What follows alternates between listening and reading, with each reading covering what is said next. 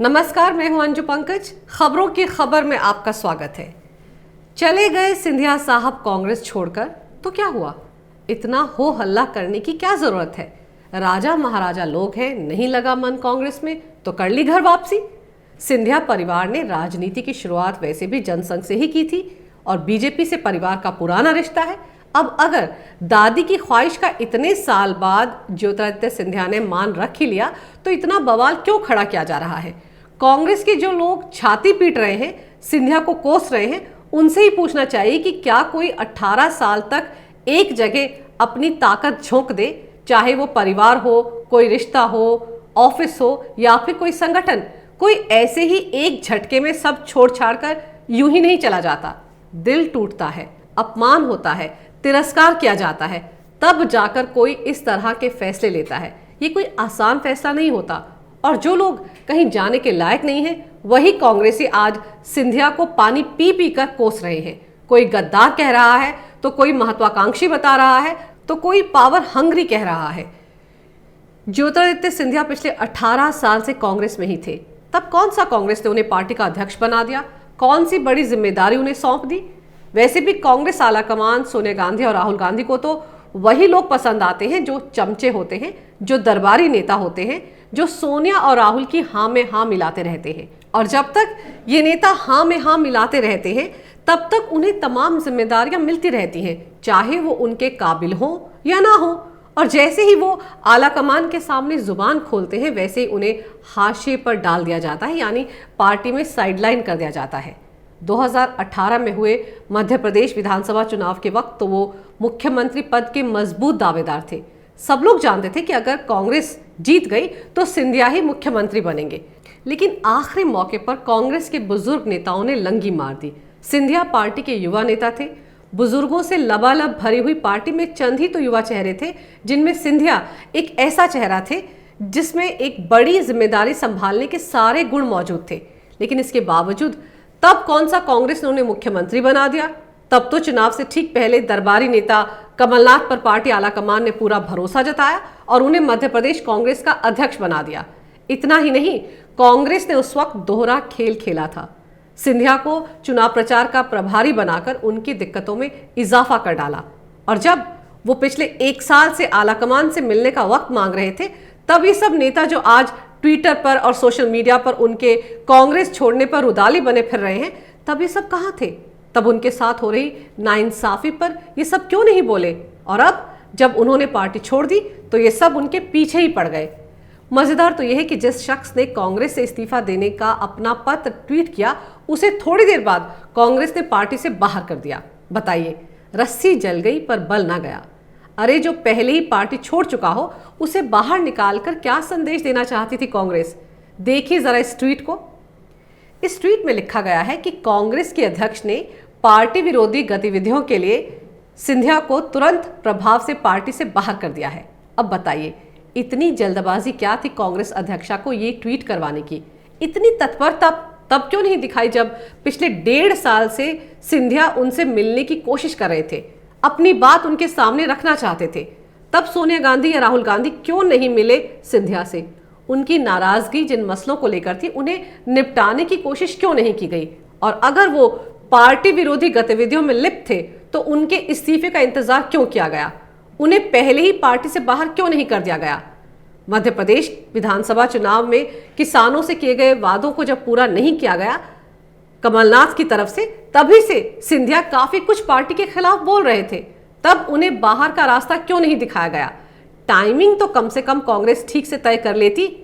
वो ठीक है, अब सिंधिया दरबारी नेता नहीं रह गए थे तो फिर वो कांग्रेस आलाकमान की गुड बुक्स में भी कैसे रहते? तो सोनिया के दरबार में उन्हें तवज्जो क्यों दी जाती? खैर, ताजुब तो मुझे इस बात का है कि कल तक सिंधिया को सराहने वाले कांग्रेसी नेताओं का रंग एक इस्तीफे के बाद कैसे बदरंग हो गया। कैसे आरोपों की राजनीति में तुरंत जुट गए ये तमाम बुजुर्गवार नेता। कम से कम इन नेताओं से तो शालीनता की उम्मीद की जा सकती थी ना। कितने असहनशील हो गए ये सब, कितने इनटॉलरेंट हो गए। ये सब भी बेलगाम होकर राहुल की तरह बोलने लगे। यानी सभी बुजुर्गवार दरबारी नेताओं ने आला कमान को मस्का लगाने की कवायद शुरू कर दी और सिंधिया को कोसना भी शुरू कर दिया। उनके खिलाफ बाकायदा सोशल मीडिया पर मोर्चा खोला गया। राजस्थान के बुजुर्ग मुख्यमंत्री अशोक गहलोत को ही देख लीजिए, पहले आप उनका ये ट्वीट देखिए। Mr. Sindhia has betrayed the trust of the people as well as the ideology. Such people proves they can't thrive without power. Sooner they leave, the better. Joining hands with BJP in a time of national crisis speaks volumes about a leader's self-indulgent political ambitions, especially when the BJP ruining the economy, democratic institutions, social fabric and as well the judiciary. Gehlot ने tweet कर सिंधिया पर लोगों और विचारधारा के विश्वास को धोखा देने का आरोप लगाते हुए कहा कि उनके जैसे लोग सत्ता के बिना कामयाब नहीं हो सकते और जितनी जल्दी वो निकलेंगे उतना अच्छा है। कांग्रेस की हालत बिल्कुल रंगे सियार की तरह है। केरल में ये मुस्लिम लीग के साथ है, महाराष्ट्र में शिवसेना के साथ और राजस्थान के मुख्यमंत्री विचारधारा की बात कर रहे हैं। किस विचारधारा की बात कर रहे हैं आप गहलोत साहब? दरबारी और चमचागिरी ये मनुष्य के लक्षण है, इसे विचारधारा नहीं कहते। अगर ये गुण आप में ना होते गहलोत साहब तो सचिन पायलट सूबे के मुख्यमंत्री होते, आप नहीं, क्योंकि हम जानते हैं कि जिस नाव पर कमलनाथ सवार है उसमें आपको भी एक सीट मिली हुई है। लेकिन हैरानी तब होती है, आप ये लिखते हैं कि राष्ट्रीय संकट के समय में बीजेपी के साथ हाथ मिलाना एक नेता की विलासी राजनीतिक महत्वाकांक्षाओं के बारे में बताता है, खासकर जब बीजेपी अर्थव्यवस्था, लोकतांत्रिक संस्थानों, सामाजिक ताने बाने और न्यायपालिका को बर्बाद कर रही है। सच में इतनी खराब स्थिति है देश की क्या? हमें तो लग रहा था कि आप कांग्रेस पार्टी की बात कर रहे हैं। जरा सोचिए, कल तक की सभी नेता सिंधिया के गुणगान कर रहे थे और आज इनके सुर इतने बदल गए हैं। उधर मध्य प्रदेश के एक और बुजुर्ग नेता दिग्विजय सिंह भी बड़े परेशान हैं सिंधिया के जाने के बाद। भगवा आतंकवाद की थ्योरी देने वाले दिग्विजय सिंह कल से ट्विटर पर अपनी भड़ास लगातार निकाल रहे हैं और आज वो 2 कदम और आगे निकल गए। क्या आरोप लगाया है उन्होंने सिंधिया पर, जरा ये भी देख लीजिए। Also the revolver by which Godse killed Mahatma Gandhi was given to him by a Parchure from Gwalior. Need to do some more research about who was Parchure. जी, तो दिग्गी बाबू ट्वीट में लिखते हैं कि जिस रिवॉल्वर से महात्मा गांधी को मारा गया था वो ग्वालियर के किसी परचुरे ने गोडसे को दी थी। ये परचुरे कौन था, इसके लिए कुछ और ज्यादा रिसर्च करने की जरूरत है। वाह दिग्विजय जी, इतने साल तक काहे ये राज आप छिपा कर बैठे हुए थे? ये इतनी बड़ी जानकारी तो आपको पहले ही बता देनी चाहिए थी, कम से कम तभी बता देते जब आपको साध्वी प्रज्ञा के हाथों हार का सामना करना पड़ा था। लोकसभा चुनाव के दौरान इतना बड़ा सदमा लगा था आपको, तब ये बात आप सोनिया जी के दरबार में बता देते ना तो आपको भी कोई बड़ी जिम्मेदारी मिल जाती, आप यूं हाशिए पर ना होते।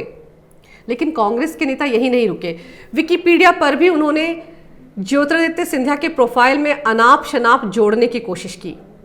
आप ध्यान से देखिए इन तस्वीरों को, कैसे विकिपीडिया में उन्हें Indian comedian, power hungry Scindia और डंकी तक लिखा गया। ये सब कौन करेगा? आला कमान की चमचागिरी में लगे चमचे ही करेंगे ना ये काम। और तो और कांग्रेसी नेताओं ने सिंधिया के बेटे को भी नहीं बख्शा। पहले आर्यमान का ये ट्वीट देखिए। I am proud of my father for taking a stand for himself. It takes courage to resign from a legacy. History can speak for itself when I say my family has never been power hungry. As promised, we will make an impactful change in India and Madhya Pradesh wherever our future lies. Aryaman ने tweet पे लिखा कि उन्हें अपने पिता पर गर्व है जिन्होंने अपने लिए स्टैंड लिया। एक विरासत को छोड़ने के लिए हिम्मत चाहिए। जब मैं ये कहता हूं कि मेरा परिवार कभी भी पावर हंग्री नहीं रहा तो इतिहास भी इसका गवाह है। हम वादा करते हैं कि भारत और मध्य प्रदेश में बदलाव के लिए हम काम करेंगे। आर्यमान के इस मैसेज को भी सहन नहीं कर पाए टॉलरेंट कांग्रेसी। सिंधिया के जाने से बौखलाए कांग्रेसियों ने इस बच्चे को भी घेरना शुरू कर दिया। दरअसल कांग्रेस की समस्या यह है कि इस पार्टी में नेता कम, दरबारी और चमचों की भरमार है और यह हमला इसलिए हो रहा है क्योंकि सब के सब गांधी परिवार के सामने ज्यादा लॉयल दिखने की रेस में दौड़ रहे हैं। भाषा की मर्यादा तक इन लोगों ने लांघ दी है। कल तक यही कांग्रेसी नेता सिंधिया के सामने खड़े होने की हिम्मत नहीं कर पाते थे, लेकिन गांधी परिवार के इशारे पर ये लोग आज सिंधिया पर तमाम सवाल खड़े कर रहे हैं। दरअसल कांग्रेस में सीधे सीधे बुजुर्गों का दबदबा है जो युवा नेताओं को आगे आने ही नहीं देते। परिवारवाद पूरी तरह हावी है। सभी बुजुर्ग नेता अपने अपने बेटे बेटियों को आगे बढ़ाने में ही लगे हुए हैं। पार्टी और देश की किसे है चिंता? राजस्थान में सचिन पायलट को देख लीजिए, लड़ लड़ाकर कम से कम वो डिप्टी सीएम ही बन पाए, लेकिन गहलोत और उनके बीच मनमुटाव की खबरें आती रहती हैं। हरियाणा में कुलदीप बिश्नोई का हाल देख लीजिए, हाशिए पर हैं आजकल। उत्तर प्रदेश में जितिन प्रसाद और महाराष्ट्र में मिलिंद देवड़ा का हाल ही देख लीजिए। ये सब युवा नेता आजकल साइडलाइंड हैं, किसी को कोई जिम्मेदारी पार्टी में नहीं दी गई है। चलिए, वंशवाद से पीड़ित पार्टी से सिंधिया ने तो पार पा लिया, लेकिन बाकी के नेताओं को एक उम्मीद की किरण वो जाते जाते जरूर दिखा गए हैं। अगर आपको मेरा ये वीडियो अच्छा लगे तो कृपया इसे लाइक करें, शेयर करें और हमारे चैनल को सब्सक्राइब करें। देखते रहिए कैपिटल टीवी। अगर आपको हमारा वीडियो पसंद आया हो तो इसे लाइक करें, हमारे चैनल को सब्सक्राइब करें और हाँ, बेल आइकन दबाना ना भूलें ताकि आप तक हमारे वीडियो की नोटिफिकेशन पहुंचती रहे। आप अपना सुझाव हमें कमेंट बॉक्स में दे सकते हैं। हमारे साथ जुड़ने के लिए शुक्रिया।